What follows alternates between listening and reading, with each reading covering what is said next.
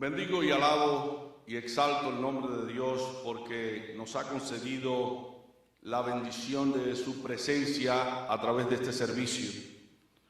Hemos visto que el Espíritu Santo, y lo hemos sentido también, de una manera particular ha tratado con nuestras vidas, enseñándonos la posición que tiene la iglesia ante los ojos de Dios y el papel, la función que nosotros debemos realizar como iglesia de Dios. En este día, en este mediodía, les traigo un tema también relacionado con la iglesia, titulado Las 5 características de una iglesia de éxito. Las 5 características de una iglesia de éxito. Ese es el título del sermón en el día de hoy. Queremos ser una iglesia de éxito, una iglesia próspera, una iglesia que represente a Dios en la tierra, que cumpla con el propósito para el cual ha sido creada y seleccionada. Vayamos nuevamente al texto base, Mateo 16, versículo 18. Y yo también te digo que tú eres Pedro, y sobre esta roca edificaré mi iglesia, y las puertas del Hades no prevalecerán contra ella. Uno de los textos más confundidos bíblicamente en el mundo cristiano es precisamente este. Algunos o muchos han llegado a creer que Pedro es la piedra o el fundamento de la iglesia. Y no es Pedro, es Jesucristo. Y nadie puede poner otro fundamento que el que ya está puesto, el cual es Jesucristo. Cristo es fundamento. Aunque el nombre de Pedro significa piedra, aquí el Señor no se está refiriendo a Pedro como el fundamento, sino a Él mismo como el fundamento de la iglesia. La iglesia es edificada sobre el fundamento que es Jesucristo. En todo el Nuevo Testamento no encontramos una promesa también más segura y firme, porque esta escritura dice claramente que nada prevalecerá contra la iglesia del Señor, ni aun las puertas del infierno. Así que a la iglesia a la cual Cristo se refiere, con las características que estuvimos dando a conocer durante la programación, a esa iglesia nadie la podrá derribar. A través de la historia de la misma iglesia se ha comprobado que la promesa de Dios se ha puesto en vigencia sobre la iglesia. Muchos se han levantado contra la iglesia o la iglesia del Señor. Muchos enemigos, emperadores, gente de gran influencia dentro del mundo se han levantado contra la iglesia para destruirla, como Nerón, el emperador Nerón. Pero Nerón no pudo reducir la iglesia, porque mientras más mataba a los cristianos, más los cristianos se reproducían, más y más y más. Y la causa por la cual el imperio romano cayó fue la persecución contra los cristianos. La iglesia no desapareció, la iglesia permaneció invicta. Por mucho que mataran, por mucho que persiguieran a los cristianos, estos imperios, estos hombres poderosos no pudieron destruir la iglesia. Así que la preocupación aquí no consiste o no estriba en si la iglesia permanecerá o no. La iglesia va a permanecer hasta que Cristo venga. Lo que debe preocuparnos y en lo que debemos estar ocupados es en ser la iglesia, la verdadera iglesia de Dios. Y cuando hablamos de iglesia no estamos hablando de denominaciones, estamos hablando de creyentes, estamos hablando de ti. Lo importante de todo es que seamos la iglesia de Dios, la iglesia que Dios reconozca, la iglesia que es su cuerpo, la iglesia que es su ejército, la iglesia que es su esposa, la iglesia que es su templo, la iglesia que es su casa. Lo importante es que tú y yo seamos casa de Dios, seamos templo de Dios y seamos la esposa de Dios. Entonces, sobre eso debemos hacer énfasis como iglesia. Hoy quiero presentarles a ustedes las 5 características de tal iglesia, que es una iglesia de éxito. La primera es la iglesia verdadera, la iglesia de éxito, es una iglesia centrada en la palabra de Dios, enfocada en la palabra de Dios, en escudriñar la palabra de Dios, en profundizar la palabra de Dios.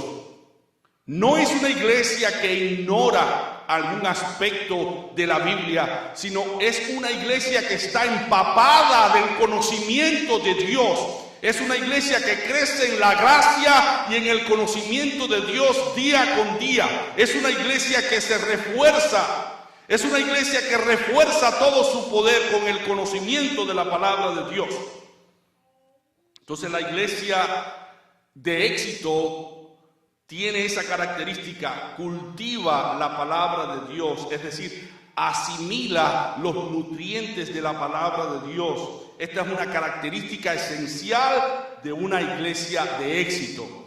Una iglesia de éxito no se escandaliza porque el Espíritu Santo habla las cosas más difíciles y duras que no las puede entender el hombre natural. Una iglesia verdadera, una iglesia de éxito, asimila lo que Dios le dice a través de su palabra. Sea una palabra de exhortación, sea una palabra de consuelo, sea una palabra de reprensión. La iglesia siempre está abierta a escuchar la palabra de Dios. Señor, habla mi corazón. Señor, trata con mi alma. Lo que tú tengas que darme, dámelo, porque yo quiero nutrirme, yo quiero alimentarme de tu palabra. La iglesia de Dios no está ávida en escuchar lo que quiere escuchar, sino lo que Dios quiere decir a la iglesia. Eso es lo que nos debe interesar. Señor, yo no estoy aquí buscando mi preferencia. Si soy orgulloso, háblame acerca de mi orgullo. Si soy una persona descarriada, háblame de mi desvarío, háblame de lo que yo estoy haciendo en mi vida privada. Trata con mi alma, trata con mi vida. Si mis pensamientos no son tus pensamientos, ponme alineado a tu voluntad, que yo pueda entender lo que tú quieres que yo entienda a través de tu palabra, porque lo que me interesa es agradarte. Entonces la iglesia lee, estudia con vehemencia, con mucho ahínco, con mucho tesón la palabra de Dios. Como el minero cava la tierra buscando el metal precioso, así de esa manera el creyente está buscando los preceptos bíblicos.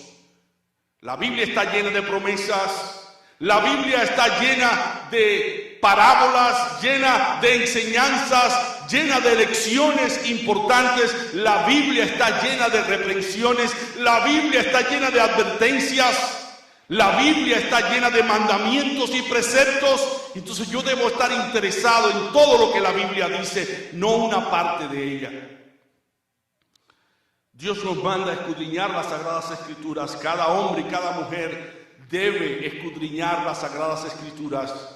Como lo dice el Señor, escudriñad las Sagradas Escrituras, porque a vosotros os parece que en ellas tenéis la vida eterna, y ellas son las que dan testimonio de mí. Si queremos conocer más a nuestro Señor Jesucristo, debemos estudiar más la palabra de Dios. Si queremos parecernos más a lo que Cristo es, debemos leer la palabra.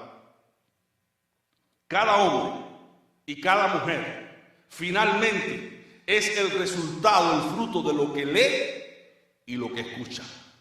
Es importante que nosotros seamos el fruto de la lectura de la palabra de Dios y de escuchar la palabra de Dios audible, hablar.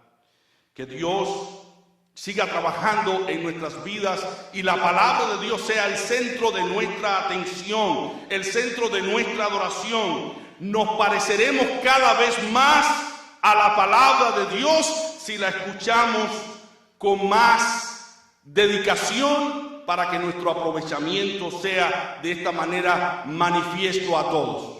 Todo el mundo se va a dar cuenta que nuestro conocimiento de la palabra de Dios va creciendo, va aumentando en la medida en que nuestras actitudes se parecen más a los principios bíblicos. Mientras más cerca estemos de la Biblia, más cerca estaremos de Dios. Así que es importante que descubramos que esta es una característica clave de una iglesia de éxito, una iglesia que está centrada en la palabra de Dios. Dice el apóstol Santiago en el capítulo 1, versículo 21, por lo cual desechando toda inmundicia y abundancia de malicia. Primero, antes de leer la palabra de Dios, tenemos que orar. Señor, quita toda malicia, toda maldad, todo pecado, toda inmundicia, todo lo que me aleja de ti, quítalo, para yo poder leer y entender tu palabra y que esa palabra sea ingerida, sea comida, como dice Santiago. Por lo cual, desechando toda inmundicia y abundancia de malicia, recibid con mansedumbre la palabra implantada, la cual puede salvar vuestras almas. No con un carácter erguido, no con orgullo debemos leer la palabra de Dios. Debemos leerla con un espíritu de mansedumbre, de humildad, para que Dios siga sembrando en nosotros su palabra. Esto es lo que Pablo le dice a los colosenses en el capítulo 3, versículo 16. La palabra de Cristo more en abundancia en vosotros, enseñándoos y exhortándoos unos a otros en toda sabiduría. La función nuestra como iglesia es exhortarnos los unos a los otros cuando nos reunimos como iglesia en el templo.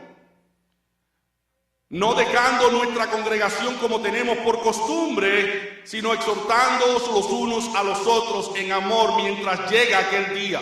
Esa es la función de la iglesia. La iglesia está supuesta a estar escuchando la palabra de Dios con esmero, con dedicación. Y debe estar abundantemente en nosotros, en nuestras palabras, en nuestros pensamientos, pero también en nuestros cánticos. Dice Pablo, cantando con gracia en vuestros corazones al Señor con salmos e himnos y cánticos espirituales. La iglesia no está supuesta a cantar canciones mundanales. La iglesia no está supuesta a aprenderse música que no honre a Dios. La iglesia está supuesta a alabar y glorificar y magnificar la palabra de Dios a través de los cantos, los signos espirituales. Entonces, una iglesia de éxito no canta ni se aprende canciones que dan gloria al sensualismo, sino escucha las canciones de alto contenido espiritual en su letra bíblica. Porque esas canciones nos van a enseñar principios, valores cristianos y nos va a ayudar a recordar características que son propias de los hijos de Dios. Así que una iglesia de éxito es una iglesia centrada en la palabra de Dios, enfocada en la palabra de Dios. En segundo lugar, una iglesia de éxito es una iglesia centrada en la oración. Es una iglesia centrada en la oración personal, clamando a Dios. ¿Cuántas veces oraba Daniel? 3 veces al día. Él se había propuesto orar, y no cualquier tipo de oración, era una oración en el espíritu, era una oración con toda reverencia. Él abría las ventanas de su casa, de su cuarto, para orar al Señor. Y lo hacía religiosamente 3 veces al día, buscando la dirección de Dios. Esto nos enseña la importancia de la oración personal. Pero también se estimula bíblicamente la oración colectiva. La iglesia de éxito se reúne con otros hermanos de la iglesia para orar. Porque dice la palabra, si 2 se concertaren en la tierra con una misma petición y oraren a Dios el Padre, Dios respondería, dice Cristo, a esta oración que se hace en ese colectivo, en ese acuerdo unos con otros. No de balde Pedro y Juan tenían la costumbre de orar a Dios. En Hechos 3:1, Pedro y Juan tomaban la iniciativa de orar juntos. Y la pregunta es, ¿tenemos un plan de oración para orar juntos como colectivo? ¿Estamos participando de las oraciones colectivas? La iglesia tiene cadenas de oración en las cuales podemos participar, pero también podemos orar con nuestros seres queridos en el hogar, con nuestros hijos, con nuestro cónyuge, con algún amigo, algún hermano, darnos cita a cierta hora, vamos a orar. Y fíjense si Dios estaba confirmando la actitud de Pedro y Juan de subir al templo a orar a la hora nona, que allí fue que se operó el milagro de aquel que estaba pidiendo limosna en la puerta del templo La Hermosa, aquel paralítico, pidiendo dinero.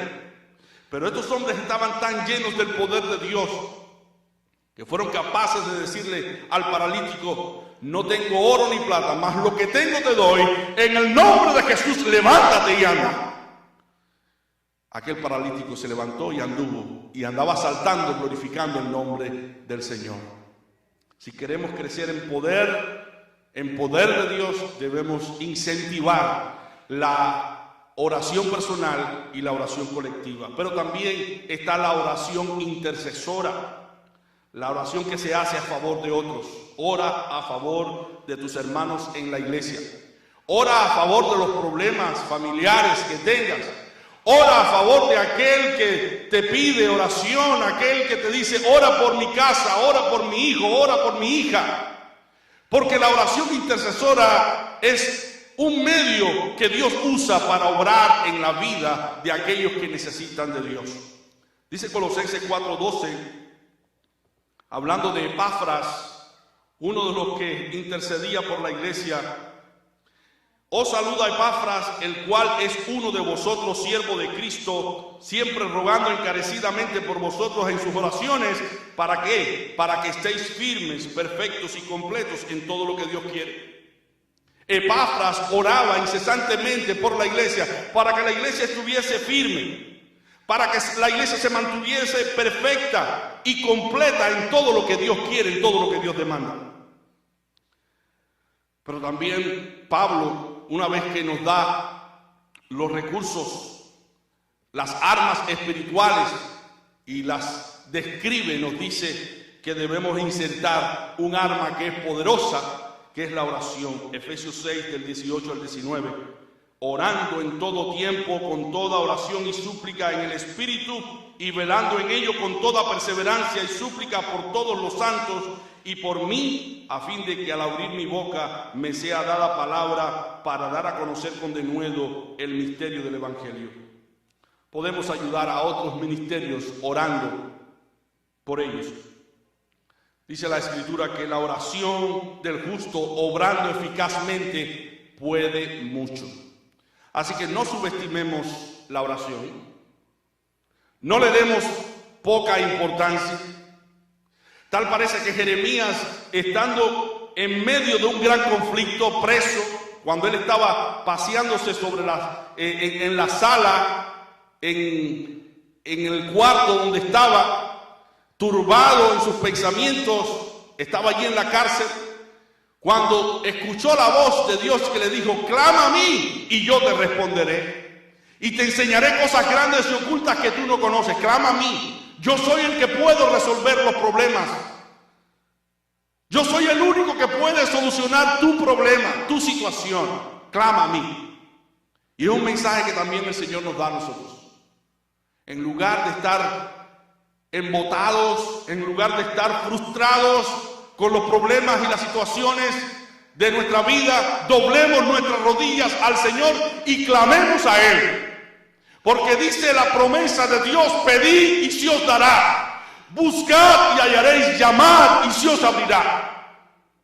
Porque todo aquel que pide recibe, el que busca halla, y el que llama se le abrirá. Ten presente la promesa del Señor, cuando Dios mismo dice: ¿qué padre hay de vosotros si su hijo le pidiere pan, éste le daría una piedra? Y si le pidiera un pescado, éste le daría una serpiente. Si vosotros siendo malos sabéis dar buenas dádivas a vuestros hijos, ¿cuánto más vuestro Padre Celestial dará buenas cosas a los que se lo pidan? Mira hacia el cielo, pero también mira hacia tu corazón, quitando tu incredulidad y poniendo toda tu confianza en aquel que ha dicho que todo lo puede. Él dice, toda potestad me es dada en el cielo y en la tierra, confía en Él.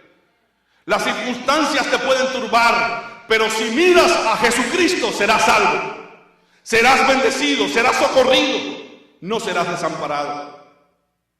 Así que es muy importante que nosotros reconozcamos que una iglesia de éxito es una iglesia centrada en la lectura de la palabra de Dios, en la palabra de Dios, pero también es una iglesia centrada en la oración. En tercer lugar, una iglesia centrada, una iglesia de éxito, es una iglesia centrada en evangelizar al perdido. Es una iglesia que se involucra en predicar al perdido. En Marcos 16, versículo 15, dice, y les dijo, id por todo el mundo y predicad el evangelio a toda criatura.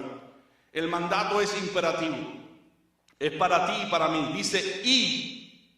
Es una acción, tenemos que ir. No podemos quedarnos pasivamente quedos, debemos ir. Es sacar tiempo para cumplir con la demanda de predicar. ¿A quiénes se le demanda ir? A nosotros como iglesia, a todos los creyentes. Los hombres no creerán en Dios a menos que haya alguien que les predique. Dice Romanos 10, versículo 14. ¿Cómo pues invocarán a aquel en el cual no han creído? ¿Y cómo creerán en aquel de quien no han oído? ¿Y cómo oirán sin haber quien les predique? O sea que el canal que Dios ha usado y usará a través de todos los tiempos será la predicación del evangelio para salvar a los creyentes. Dice Romanos 1:16. Pablo diciendo del evangelio, porque no me avergüenzo del evangelio, porque es poder de Dios para salvación a todo aquel que cree, al judío primeramente y también al griego. La palabra de Dios es poder. No subestimemos la palabra de Dios. La única arma que puede disparar contra un muerto y darle vida es la palabra de Dios. Los hombres están muertos en sus pecados y delitos. Pero cuando tú abres la palabra de Dios y la usas adecuadamente, la predicas, esa palabra no vuelve a Dios vacía, sino que hace el trabajo para la cual fue enviada.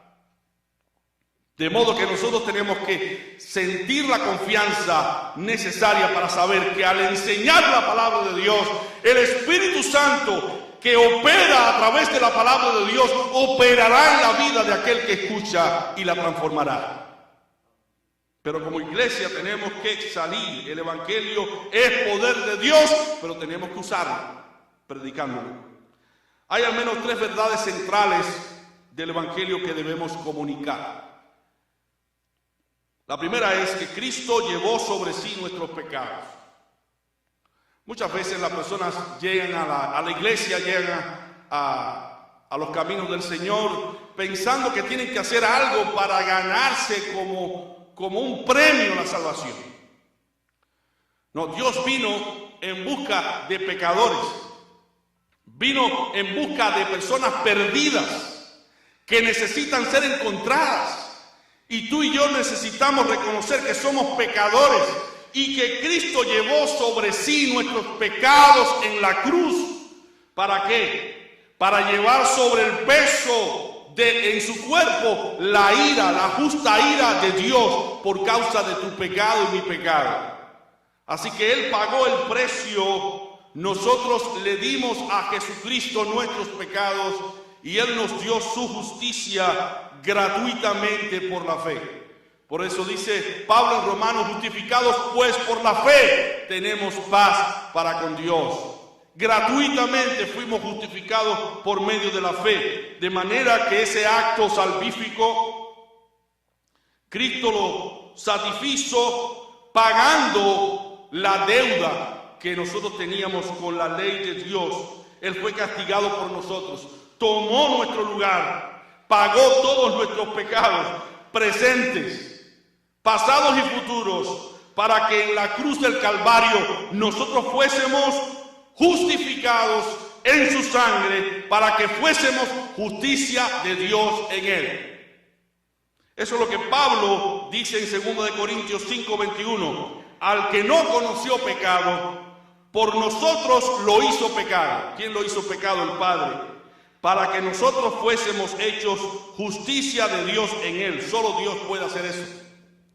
Solo Dios puede salvar y declarar justo al culpable y al impío que cree. Por eso el Evangelio es poder de Dios, porque salva a aquel que no puede salvarse a sí mismo. Salva a aquel por los méritos y los privilegios de otra persona, no por los méritos y privilegios personales. La segunda verdad que debemos enseñar acerca del Evangelio es que la justificación de Dios es tan poderosa que no nos justifica solamente, no nos declara justos solamente, sino que también nos santifica. Es decir, que obra en nosotros la santificación. Dice Romanos 5, versículo 9. Pues mucho más estando ya justificados en su sangre, por él seremos salvos de la ira. Es una verdad gloriosa. Seremos salvos de la ira por la justificación. Sin embargo, Dios nos santifica también. Aparte de justificarnos, nos santifica. Dice Hebreos 10, del 10 al 14. En esa voluntad somos santificados mediante la ofrenda del cuerpo de Jesucristo hecha una vez para siempre. Y ciertamente todo sacerdote está día tras día ministrando y ofreciendo muchas veces los mismos sacrificios que nunca pueden quitar los pecados. Pero Cristo, habiendo ofrecido una vez para siempre un solo sacrificio por los pecados, se ha sentado a la diestra de Dios. De ahí en adelante esperando hasta que sus enemigos sean puestos por estrado de sus pies. Y el versículo 14 es el que corrobora la idea de que hemos sido, o el concepto de que hemos sido santificados. Porque con una sola ofrenda hizo perfectos para siempre a los santificados. Es decir, que aquel que nos justifica y que obra en nosotros seguirá llevando la obra necesaria para que nosotros sigamos creciendo y logremos la perfección y la santificación. El que nos justifica también nos santifica. Y esto es una verdad que tenemos que enseñar. No nos santificamos a nosotros mismos. Necesitamos el poder de Dios. Que el poder de Dios nos santifique. Exponernos a la palabra de Dios, exponer nuestro corazón, exponer nuestras vidas y decirle al Señor: heme aquí, obra en mí, quita todo lo que yo no puedo quitar, levanta lo que yo no puedo levantar, edifica lo que yo no puedo edificar. Pon, Señor, en mí lo que yo no puedo poner, y Dios lo pondrá. Aquel que empezó la buena obra en nosotros la concluirá para gloria y honra de su nombre. Así que este es el segundo concepto que debemos enseñar. La obra es de Dios, la salvación es de Dios, y Dios obrará y completará la obra que Él ha comenzado en ti por la fe. Créelo por la fe y será hecho en el nombre del Señor. La tercera verdad poderosa que debemos predicar cuando evangelizamos es que somos salvos por pura gracia. ¿De qué somos salvos? Del dominio del pecado, de la esclavitud del pecado para servir al Dios vivo y a la justicia. Esa obra no la podemos realizar nosotros, es una obra de Dios, y por eso es por gracia, porque Dios es el que lo hace en nosotros. A pesar de que Dios es el que lo hace, Dios ha querido que tú y yo participemos en el proceso de santificación, pero finalmente la gloria es para Dios, porque Dios es el que pone los medios, es el que pone el deseo y la capacidad para lograr aquello que nos propongamos. Dice Romanos 6:22: mas ahora que habéis sido libertados del pecado y hechos siervos de Dios, es decir, que dos obras tienen que operarse: la libertad del pecado y el convertirnos en siervos de Dios.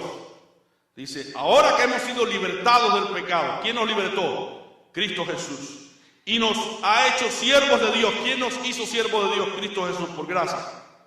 Ahora tenemos como fruto la santificación y como final la vida eterna. No podemos jamás servir a Dios, hermanos, sin haber sido libertados primero del dominio del pecado y sus obras, pero no podemos gloriarnos por la potestad que hemos recibido o por la libertad que hemos recibido del pecado, porque todo ha venido de Dios, todo lo hemos recibido de parte de Dios. Por eso dice Efesios 2, del 8 al 10, porque por gracia sois salvos por medio de la fe, y esto no de vosotros, pues es don de Dios, no por obras para que nadie se gloríe. No somos salvos por nuestras obras, sino por las obras de Cristo.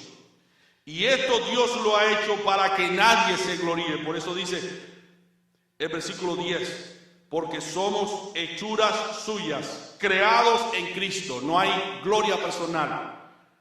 Fuimos creados, fuimos hechos una nueva criatura en Cristo Jesús. Las cosas viejas pasaron, y aquí todas son hechas nuevas. ¿Quién hizo la nueva creación? Cristo Jesús.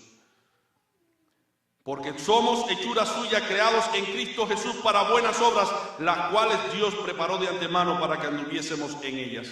O sea que Dios nos salva por gracia, pero también nos da la capacidad para nosotros obrar y para dar los frutos que Dios pide de cada uno de nosotros. Ahora la pregunta es, ¿hemos sido creados tú y yo en Cristo Jesús? De modo que podemos decir que ya no estamos esclavos del pecado, que ya no estamos atados a vicios, que ya no estamos adictos a cosas que nos llevan al pecado vez tras vez, vez tras vez. Si necesitas una nueva creación, ven a Cristo Jesús. Él es el único que puede cambiar tu alma, el único que puede cambiar tu vida. Ven a Cristo, dile, Señor, yo no puedo. Señor, me declaro delante de ti insuficiente. Necesito que tu gracia me cubra, necesito que me transformes por completo. Y el Señor lo va a hacer. El Señor lo va a hacer. Él es un Dios de promesa. En cuarto lugar, para ser una iglesia de éxito, tenemos que ser una iglesia centrada en discipular al convertido. ¿Cómo es eso? Discipular al convertido, sí, al creyente que se convierte. Tenemos que dedicarle tiempo para discipularlo. Una vez que predicamos el Evangelio, debemos seguir instruyendo a aquel que viene y se convierte al Señor para que conozca la voluntad de Dios. Porque dice la palabra de Dios que debemos crecer en la gracia y en el conocimiento de nuestro Señor Jesucristo. No solamente en la gracia, sino en el conocimiento. Dice 2 de Pedro 3:18, antes bien, crecer en la gracia y en el conocimiento de nuestro Señor y Salvador Jesucristo. A Él sea gloria, ahora y hasta el día de la eternidad. Amén. Tenemos que crecer en el conocimiento para no caer en las fallas, en los defectos que caen las personas que no tienen a Dios. Entre nosotros ya no debe existir la mentira, el engaño, la hipocresía, la maldad, la suspicacia, los chismes, las enemistades, los pleitos. Por eso necesitamos seguir creciendo en el conocimiento de Dios, para que Dios nos haga más mansos, más humildes, para que el orgullo sea destruido de nuestras vidas, para que hagamos caminos rectos, para que todo lo torcido en tu vida y en mi vida sea enderezado por el Espíritu Santo de Dios. Debemos seguir creciendo en el conocimiento de Dios. Porque a veces cuando caemos en fallas estamos demostrando a viva voz que nuestro crecimiento en el conocimiento no ha sido adecuado, porque seguimos arrastrando los defectos y las fallas del pasado. La palabra de Dios es poder, y si el conocimiento de Dios está en nosotros, vamos a empezar a dar frutos de justicia. Los frutos van a ser visibles. Pero mientras más alejados estemos del conocimiento de Dios, más se verán los defectos en nuestras vidas. porque menos nos vamos a parecer a Cristo. Pero mientras más incrementamos nuestro conocimiento de Dios consciente, vamos a ir dejando atrás el viejo hombre con todos sus vicios y todas sus costumbres. El mandato imperativo no es hacer creyentes, sino discípulos. ¿Y qué tiempo es el discipulado? Toda la vida. Toda la vida. El discipulado abarca toda la vida cristiana. Siempre estamos aprendiendo, porque somos dados a olvidar cosas que son importantes. Por eso dice Mateo 28 del 19 al 20, por tanto, id y haced discípulos a todas las naciones, bautizándolos en el nombre del Padre y del Hijo y del Espíritu Santo. Y luego, ¿qué es lo que debemos hacer? Enseñándoles que guarden todas las cosas que os he mandado, y he aquí yo estoy con vosotros todos los días hasta el fin del mundo. Y lo que Él ha mandado es lo siguiente: al que te pidiere, dale. Al que te quisiere quitar la capa, déjasela. Al que quiere llevarte por una milla, ve con él 2. Al que te hiriere en tu mejilla, ponle la otra para que también reciba la bofetada. Haced bien a los que os ultrajan y os persiguen, para que seamos como nuestro Padre, que hace que su sol salga sobre buenos y malos. ¿Y acaso no se nos olvida eso? ¿Acaso no se nos olvida cuando alguien nos ofende que respondemos para atrás y empezamos a entrar en pleitos y en disensiones? No se nos olvida este mandamiento de Cristo, porque no somos dados a sufrir la ofensa, sino somos dados a ofender también. Entonces Cristo quiere que nosotros sigamos aprendiendo como discípulos cuáles son las formas éticas que nosotros debemos tener como cristianos. El discipulado consiste en amar a Cristo y seguir a Cristo en todas sus enseñanzas, a costa de nuestra propia comodidad. La meta de un discípulo es ser como Cristo, es obedecer a nuestro gran Maestro, es hacer la voluntad de nuestro Maestro. Y por último, hermanos, una iglesia de éxito es una iglesia centrada en renovarse en el Espíritu. Tenemos que renovarnos en el Espíritu. Si hay cosas envejecidas en nuestras vidas, cosas que se han deteriorado en nuestras vidas, como el servicio, como el entregarnos a favor del prójimo, como ayudarnos unos a otros, como venir a la iglesia, como orar, leer la palabra de Dios, tenemos que renovarnos. El Espíritu Santo debe obrar en nosotros para hacernos hacer lo que debemos hacer o lo que hemos dejado de hacer, para que nuestra vida sea una vida saludable. Hay áreas en tu vida y en mi vida que necesitan renovación, que necesitan cambios. Nuestras fuerzas deben ser renovadas, nuestro servicio a Cristo y a la iglesia debe ser renovada, nuestra energía debe ser renovada, porque muchas veces estamos cansados de hacer el bien. Tú y yo nos podemos cansar de hacer el bien, y dice la Escritura: no canséis de hacer el bien, porque a su tiempo segaremos si no desmayamos. Quizás te has cansado de hacer lo bueno, lo correcto, te has cansado de soportar. Y ahora el Señor está renovando tus fuerzas. Quizás necesitas renovar tu potencialidad para dar testimonio de la verdad, porque no estás testificando de Cristo en tu hogar, en tu familia. Tu familia no distingue que realmente tú eres un cristiano porque sigue las mismas normas del mundo. Entonces tienes que estar renovándote en el Espíritu. Quizás la renovación que se necesita es la habilidad para huir del pecado. Estás viendo cosas que ensucian tu corazón, estás escuchando cosas que destruyen tus valores.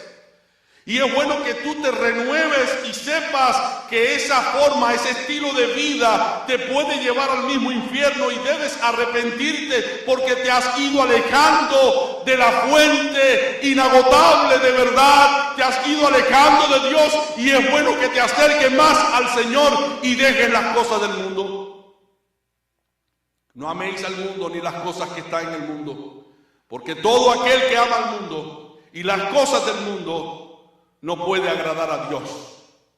Porque los deseos de los ojos, la vanagloria de la vida y los deseos de la carne no provienen del Padre, no provienen de Dios, sino del mundo. Y el mundo pasa en sus deseos, pero el que hace la voluntad de Dios permanecerá para siempre. No te olvides que eres templo del Espíritu Santo y que debes mantener tu corazón limpio de todo resentimiento, de todo rencor, de toda ira, de todo lo que ensucia tu alma, de toda amargura. Eso lo dice la palabra de Dios. Mirad bien, no sea que alguno deje de alcanzar la gracia de Dios, que brotando alguna raíz de amargura os estorbe y por ella muchos también sean contaminados. Un corazón amargado, un corazón frustrado puede frustrar y amargar otro corazón. No llevemos nuestro mal a otro corazón, no llevemos nuestra maldad a otro corazón, no llevemos nuestro desánimo a otra persona, porque nosotros somos llamados a ser la luz de este mundo. Y nuestro vocabulario debe ser renovado, debe ser cambiado por el Espíritu Santo para hablar lo que conviene. Nuestros ojos tienen que ser renovados para mirar lo que nos conviene mirar y para dejar de escuchar nuestros oídos aquellas cosas que no debemos escuchar como hijos de Dios.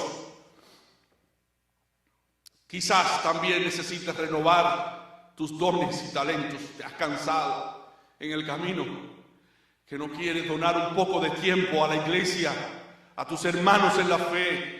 Te has desanimado quizás al ver tanta maldad, el amor se ha resfriado y quizás tus manos están decaídas, tus rodillas ya no se doblan ante Dios como antes, tu amor ha decrecido, pero en el nombre del Señor hay esperanza, porque el Espíritu Santo quiere renovar tu vida, quiere cambiar tu vida, quiere transformarte por completo. Deja que el Espíritu Santo obre en ti. Que el Señor te está pidiendo que renueves hoy para que te parezca más a Cristo Jesús. Quizás tu vida devocional, tu vida de oración personal, quizás tu lectura de la palabra de Dios, quizás estar más accesible a las necesidades del prójimo. ¿Qué tienes que renovar hoy? No te excuses con la vida de otra persona. Mírate a la luz de Jesucristo. ¿Qué Jesucristo te está pidiendo que tú hagas ahora mismo? No mires para aquel que si hace y si no hace. Mira a Cristo. Cristo te está mirando a ti. La salvación es personal. Concéntrate en Cristo Jesús, porque tú eres el que dará cuenta a Cristo de lo que tú haces. Concéntrate en Él. Dice Deuteronomio 23:21, cuando haces voto a Jehová tu Dios, no tardes en pagarlo, porque ciertamente lo demandará Jehová Dios de ti y será pecado en ti. ¿Has prometido algo que no estás cumpliendo? Quizás le prometiste al Señor venir con más frecuencia a la iglesia. Quizás le prometiste al Señor leer más su palabra. Quizás le prometiste al Señor cambiar actitudes que te están llevando al mismo infierno, pero no estás cumpliendo. Haz tu parte, mi hermano. Dios va a hacer la suya. Recuerda que para ser una iglesia de éxito, debemos ser una iglesia centrada en la palabra, centrada en la oración, centrada en evangelizar al perdido, centrada en discipular, y una iglesia centrada en renovarse en el Espíritu Santo. Hoy Dios te está llamando a ti. No presentes excusas, argumentos, objeciones. Preséntate tal y como eres y dile: Señor, yo me presento delante de ti para que tú transformes mi corazón. No quiero seguir viviendo en la farsa de creer que soy y no soy. No quiero seguir andando simulando de que yo estoy, pero en realidad no estoy. O estar aparentando una amistad que realmente no existe, no es real. Desenmascárame, Señor, pero transforma mi corazón a la luz de tu palabra y que tu nombre sea altamente glorificado en mi vida, que viva solamente para ti, para agradarte a ti. Eso es lo que Dios está pidiendo de ti en el día de hoy. Que Dios te bendiga y te dé sabiduría para comprender cuál es la voluntad de Dios y acatarte a ella, esperando solamente en el Señor, para que seas santo y para que estés en aquel día en la reunión de los salvados.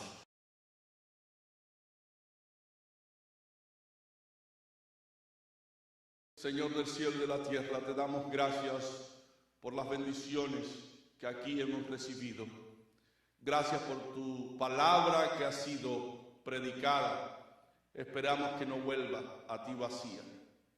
Que cada uno de nosotros, Señor, que ya te hemos conocido, nos comprometamos a avanzar un poco más, acercarnos más a ti y dejar todo lo que nos estorba, todo lo que interrumpe nuestra comunión contigo. Oh Señor, ilumínanos a través de tu palabra y que quede descubierta todas las maldades de nuestros corazones y podamos darnos cuenta que necesitamos cambiar y que necesitamos acercarnos más a ti de entero corazón. Oh Señor, esperamos que esta limpieza espiritual tú la sigas haciendo en nuestras vidas y que conformes nuestro corazón a tu santa voluntad, y en aquel día, cuando tú reúnas a los salvados, estemos nosotros también entre ellos para magnificar y glorificar tu santo nombre, por no haber corrido en vano la carrera cristiana, sino haberla aprovechado para poder participar de la gran fiesta en aquel día. Ayuda a tu iglesia, Señor, según las necesidades de cada cual. Yo no conozco a ciencia cierta los problemas, las dificultades de mis hermanos, pero tu Espíritu Santo sí lo conoce, de tal manera que Él nos ha hablado en esta mañana, Señor, en este mediodía, y cada uno de nosotros llevará su parte y escuchará tu palabra. Gracias, Padre, por todo lo que haces en nuestras vidas. A ti la honra y a ti la gloria.